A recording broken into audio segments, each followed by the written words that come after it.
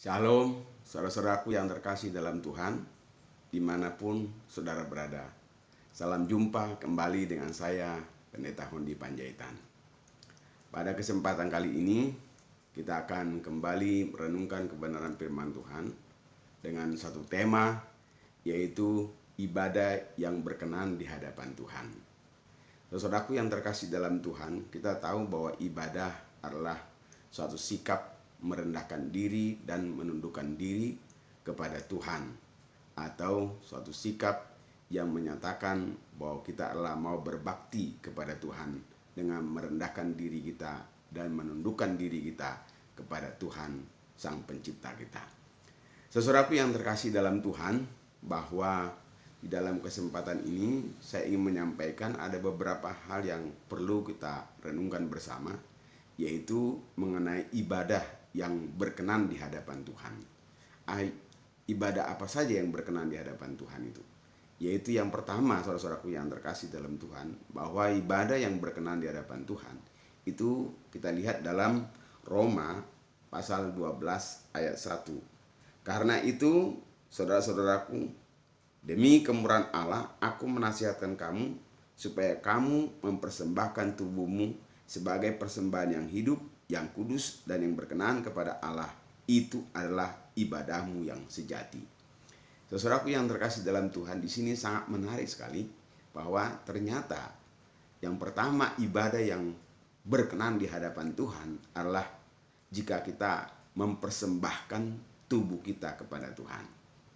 Dan memang ini adalah hal yang seharusnya atau sewajarnya kita lakukan sebagai anak-anak Tuhan. Mengingat dalam 1 Korintus pasal 6 ayat 20 sangat jelas dikatakan bahwa kita sudah ditebus oleh Yesus dengan tubuh dan darahnya dan sudah lunas dibayar. Karena itu muliakanlah Tuhan dengan hidup kita, dengan tubuh kita. Jadi saudaraku yang terkasih dalam Tuhan, ternyata Tuhan menghendaki supaya setiap orang yang menjadi pengikut Yesus harus mempersembahkan tubuhnya kepada Tuhan. Dan itulah ibadah yang sejati, ibadah yang paling berkenan di hadapan Tuhan. Jika kita mempersembahkan tubuh kita kepada Tuhan. Apa itu tubuh? Ya, tubuh kita seluruhnya. Bagian kepala sampai bagian kaki, ujung kaki, kita harus serahkan semuanya.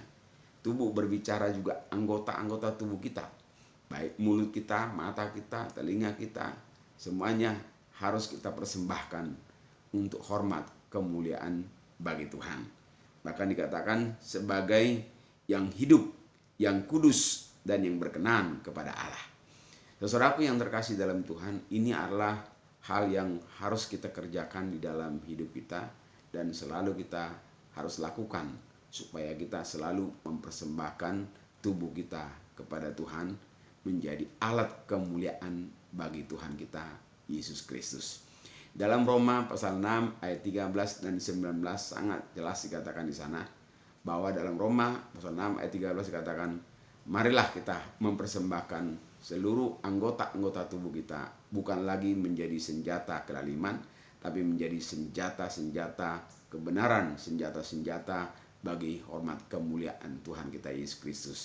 Karena itu mari kita pergunakan mata kita untuk kemuliaan Tuhan, mulut kita untuk kemuliaan Tuhan, telinga kita untuk kemuliaan Tuhan, kaki dan tangan kita adalah kita pergunakan untuk kemuliaan Tuhan, hati kita, pikiran kita, kita pergunakan untuk kemuliaan Tuhan. Sehingga seluruh hidup kita benar-benar mampu dipergunakan atau dipakai untuk memuliakan Tuhan. Sehingga suara kita pun harus dipergunakan untuk memuliakan Tuhan dan juga yang memberkati sesama kita. Saudaraku yang terkasih dalam Tuhan, hal yang kedua, apa sih ibadah yang berkenan di hadapan Tuhan? Yang kedua adalah di dalam Yakobus pasal 1 ayat 27 dikatakan bahwa ibadah yang murni di hadapan Tuhan adalah jika kita mampu mengunjungi yatim piatu.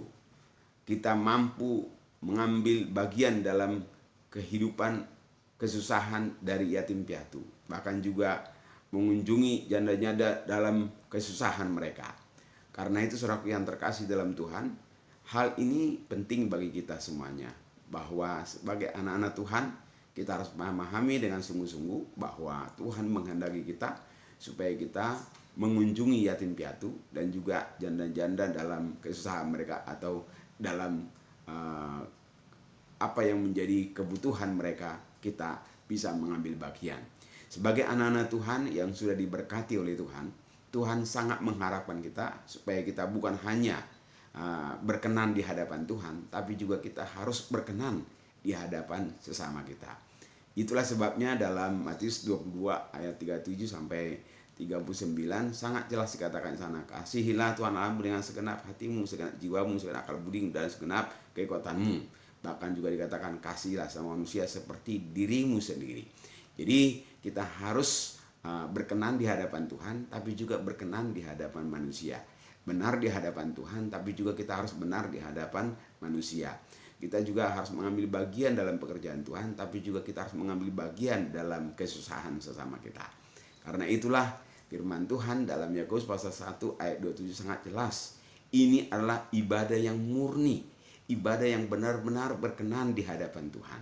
Jika kita bisa mengambil bagian dalam kesusahan orang-orang yang membutuhkan, seperti yatim piatu, janda-janda yang miskin, lain sebagainya, orang tua yang membutuhkan pertolongan kita, dan orang-orang dimanapun yang membutuhkan pertolongan kita. Kita nggak boleh menutup mata, kita nggak boleh menutup telinga, kita juga nggak boleh berpangku tangan, tapi kita harus mengambil bagian di dalamnya, supaya melalui apa yang kita lakukan, orang lain bisa merasakan kasih Kristus, dan kita menjadi garam dan terang bagi mereka. Saudaraku yang terkasih dalam Tuhan, ini sangat menarik bahwa ternyata pada waktu nanti kita diadili oleh Tuhan Yesus. Di dalam Matius dengan jelas dikatakan di sana, pada waktu pengadilan itu dikatakan jika kita membuat sesuatu atau berbuat sesuatu menolong orang-orang yang susah, sesungguhnya kita sudah melakukannya untuk Tuhan. Jadi karena itu mari kita sungguh-sungguh supaya kita boleh berusaha semaksimal mungkin memberkati sesama kita, menolong sesama kita, dan juga memberi yang terbaik bagi orang-orang di sekitar kita. Mungkin itu saudara kita, mungkin itu adik kita, mungkin itu abang kita, mungkin juga orang tua kita, mungkin juga adalah mertua kita atau siapapun. Mari kita berusaha dengan sungguh-sungguh bahwa nanti di sorga itu juga akan diperhitungkan di dalam penghakiman orang-orang percaya di hadapan Kristus. Karena itu, mari kita sungguh-sungguh perhatikan ini. Yang pertama tadi, ibadah yang berkenan jika kita mempersembahkan tubuh kita. Yang kedua, ibadah yang murni, yang berkenan di hadapan Tuhan adalah jika kita mampu mengambil bagian dalam kesusahan yatim piatu, janda-janda miskin, dan orang-orang yang membutuhkan, siapapun dan dimanapun, apapun sukunya, apapun agamanya, apapun bangsanya. Kita harus seperti Kristus yang memberikan kasihnya tanpa membedakan suku, agama, ras, dan sebagainya. Karena Yesus mati bagi semua orang. Saudaraku yang terkasih dalam Tuhan, ibadah yang berkenan yang ketiga adalah di dalam Yakobus yang sama, Yakobus 1 ayat 7 dikatakan, yaitu menjaga diri supaya tidak dicemarkan oleh dunia. Ternyata ibadah yang berkenan itu juga kita harus menjaga diri kita, harus menjaga hidup kita yang kudus, yang berkenan di hadapan Tuhan. Jadi tidak kalah pentingnya. Apalah gunanya kalau kita bisa menolong orang tapi hidup kita hidup dalam kecemaran, hidup kita hidup dalam kebohongan, hidup kita hidup dalam keberdosaan, hidup kita tidak menjadi teladan di masyarakat. Jadi perbuatan baik itu akan menjadi rusak karena sikap dan perilaku kita yang tidak sesuai dengan firman Tuhan. Karena itu firman Tuhan dengan tegas mengatakan, ternyata saya memperhatikan di sini menarik sekali, yaitu bahwa ibadah yang berkenan di hadapan Tuhan jika kita mampu menjaga diri kita supaya tidak dicemarkan oleh dunia. Artinya kita tidak boleh menjadi bagian dari perbuatan-perbuatan jahat. Kita tidak boleh menjadi bagian dari segala hal-hal yang berbau porno, berbau hal-hal yang berbau dosa, kejahatan, kemunafikan, lain sebagainya. Jadi mari kita jaga diri kita supaya tetap di dalam kekudusan, di dalam hadirat Tuhan, di dalam apa yang berkenan di hadapan Tuhan. Tentunya kita harus menjaga diri kita sebagai tubuh Kristus, sebagai bait Allah yang kudus. Dalam 1 Korintus pasal 3 ayat 16 jelas katakan bahwa tubuh kita adalah bait Allah. Jadi sebagai bait Allah kita harus jaga diri kita. Jangan sampai tercemar. Jangan sampai kita terperosok jadi ikut-ikutan dengan gaya dan pola hidup dunia. Jangan sampai kita menjadi orang yang berbuat jahat. Jangan sampai anggota tubuh kita dipergunakan untuk hal-hal yang jahat. Karena itu hal ini sangat penting. Bahkan di dalam 1 Petrus 1 ayat 16 dikatakan, kuduslah kamu sebab aku kudus. Tuhan sangat merindukan ternyata di dalam hidup setiap kita yang sudah menjadi tebusan Kristus sebagai pengikut Yesus, orang yang sudah lahir baru, harus benar-benar kita mampu menjaga diri kita dari segala kecemaran dunia, dari segala pengaruh dunia. Karena itu jangan sampai kita ikut-ikutan berbuat dosa. Jangan sampai kita ikut-ikutan berbuat curang. Jangan sampai kita ikut-ikutan berbuat hal-hal yang berbau dunia, yang tidak menyenangkan Tuhan. Tentunya kita harus berdoa minta kekuatan dari Tuhan. Tentunya kita minta pimpinan Roh Kudus. Tentunya kita harus menjaganya sesuai dengan ajaran firman Tuhan. Tentunya kita juga harus rajin ibadah. Tentunya kita juga harus rajin bersekutu supaya kita tetap terjaga dengan baik di dalam kekudusan yang daripada Tuhan kita Yesus Kristus.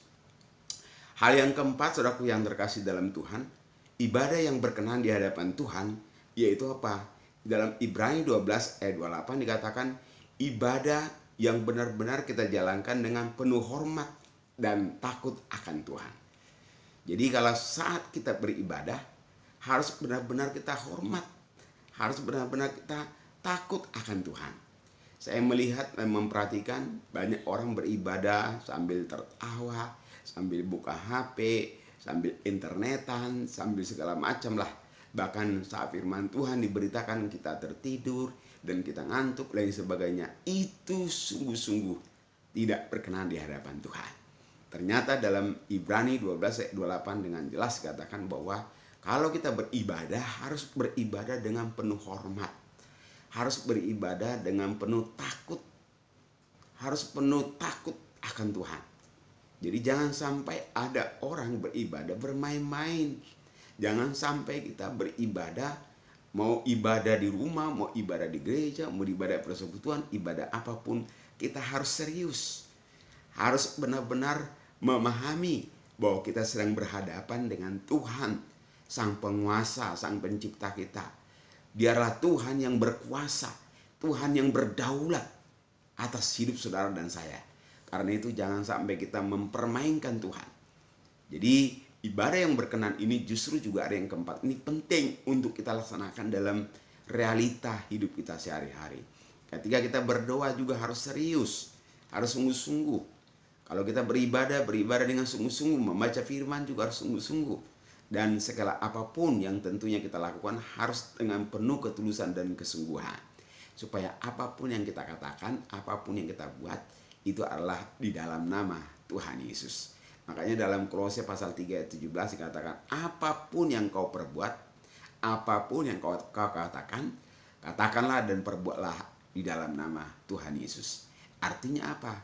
Kita perlu serius dalam hidup ini. Tapi bukan berarti menjadi kita menjadi serius dan tidak bisa humor. Bukan.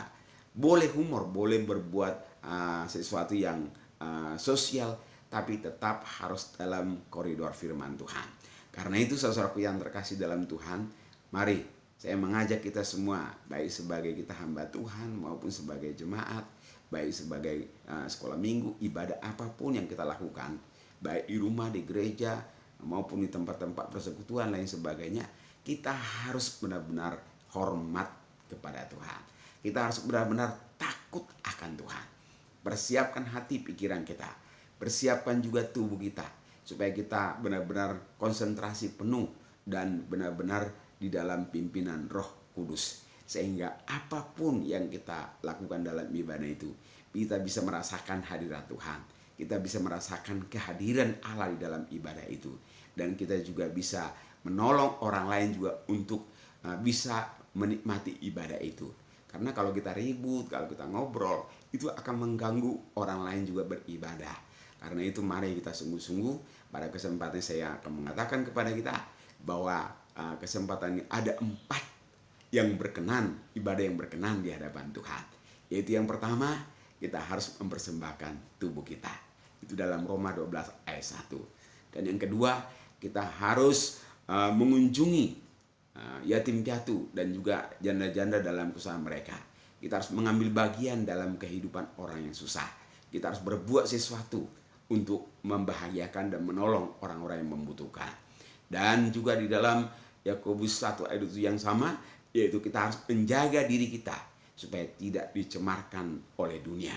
Jangan sampai kita ikut-ikutan dengan dunia. Seperti yang terjadi sekarang ini, kita lihat ada rekayasa lah, ada pembunuhan dengan rekayasa segala macam. Semuanya itu tidak berkenan di hadapan Tuhan. Dan yang keempat adalah kita harus beribadah dengan penuh hormat, dengan penuh takut akan Tuhan, dimanapun kita beribadah. Dan saya percaya kalau ini kita lakukan, hidup kita sungguh menjadi kemuliaan bagi Tuhan kita, Yesus Kristus. Kiranya firman ini boleh memberkati saudara dimanapun saudara berada. Jangan lupa, mohon di like and subscribe ya. Terima kasih, Tuhan Yesus memberkati kita semuanya. Amin.